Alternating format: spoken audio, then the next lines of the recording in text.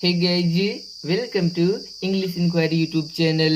D students, आज की इस वीडियो में हम ट्रांसलेशन इनटू इंग्लिश सीखेंगे। तो यहाँ पर आप कुछ हिंदी का वाक्य देख रहे हैं जिसे अभी हम ट्रांसलेट करना सीखेंगे। हमारा पहला वाक्य है राहुल बाजार जाता है। इसे ट्रांसलेट करने के लिए सबसे पहले तो हम ये चेक कर लेंगे कि दिया गया वाक्य किस टेंस के अंतर्गत आता है। तो यहाँ पर आप लास्ट में देख सकते हैं दिया गया है जाता है यानी कि ता है। तो हमें पता चल गया कि यह प्रेजेंट इंडेफिनिट टेंस का अफर्मेटिव सेंटेंस है। यदि आप इसके अनुवाद करने के नियम को सीखना चाहते हैं तो लिंक डिस्क्रिप्शन में दी गई है, वहां से देख सकते हैं। तो चलिए अब इसे ट्रांसलेट कर लेते हैं। सबसे पहले हमें कर्ता लिखना होता है, तो कर्ता है राहुल। तो यहाँ पर जो है राहुल की स्पेलिंग लिख लीजिए RAHUL। ठीक है। इसके बाद जो है हमें मुख्य क्रिया लिखना होता है यानी कि जाना। तो यहाँ पर गो मीन्स होता है जाना, तो यहाँ पर हम गो लिख लेंगे। लेकिन दोस्तों नियम कहता है कि यदि कर्ता एक वचन का रहेगा तो हमें यस या ईएस लगाना होगा। तो यहाँ पर हम क्या लगाएंगे, ईएस लगाएंगे। कब यस लगता है कब ईएस लगता है उसे भी बताया गया है, आप वीडियो देख लेना, समझ आ जाएगा। तो राहुल गोज और इसके बाद इसके साथ लगेगा टू। इसके बाद जो है बाजार की इंग्लिश लिख लेंगे। तो मार्केट मीन्स होता है बाजार, MARKET। इसके बाद यहाँ पर आप फुल स्टॉप लगा लीजिए। तो राहुल बाजार जाता है, इसका इंग्लिश में ट्रांसलेशन हो जाएगा राहुल गोज टू मार्केट। चलिए दूसरा वाक्य देखते हैं, तुम पानी पीते हो। इसे कैसे आप ट्रांसलेट करेंगे, तो इसके लिए सबसे पहले क्या करना है, आपको तुम की अंग्रेजी लिखना है। तो लिख लीजिए यू।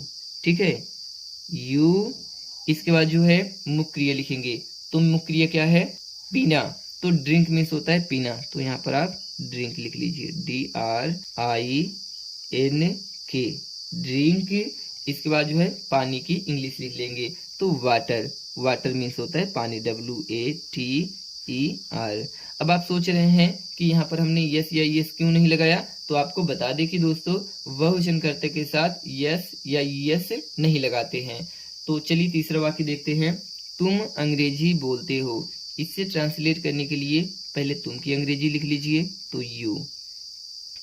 इसके बाद क्या करेंगे, बोलना की इंग्लिश लिखेंगे। तो स्पीक, स्पीक मीन्स होता है बोलना, SPEAK। देखिए तुम बहुवचन है इसलिए यहाँ पर भी हम यस या यस नहीं लगाएंगे। तो यू स्पीक। इसके बाद इंग्लिश ENGLISH। इसके बाद फुल स्टॉप लगा लीजिए। चलिए अब चौथा वाक्य देखते हैं दोस्तों, तब तक इसे थोड़ा सा हम ऊपर कर लेते हैं। चौथा वाक्य है रोहन स्नान नहीं करता है। ध्यान दीजिए यहाँ पर निगेटिव सेंटेंस आ गया है, तो कुछ भी करना नहीं, बहुत आसान है। आपको नॉर्मल तरीके से ही ट्रांसलेट करना है। सबसे पहले रोहन की इंग्लिश लिखना है ROHAN, रोहन। इसके बाद जो है निगेटिव सेंटेंस के लिए एक वचनकर्ता के साथ डज लगाते हैं और बहुवचन के साथ डू लगाते हैं। तो यहाँ पर तुरंत आप लिख लीजिए डज, DOES, डज। और उसके बाद तुरंत नॉट लिख लेना है, नॉट। रोहन डज नॉट स्नान की इंग्लिश होती है बाथ, BATH। तो यहाँ पर फुल स्टॉप लगा लीजिए। चलिए पांचवा वाक्य देखते हैं, राधा क्रिकेट खेलती है। इसे ट्रांसलेट करने के लिए पहले आप जो है राधा की इंग्लिश यहाँ पर लिख लें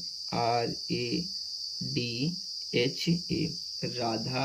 इसके बाद हम मुख्य क्रिया में खेलना की इंग्लिश लिखेंगे प्ले, PLAY। लेकिन राधा एक वचन है इसलिए यहाँ पर हम यस लगा देंगे।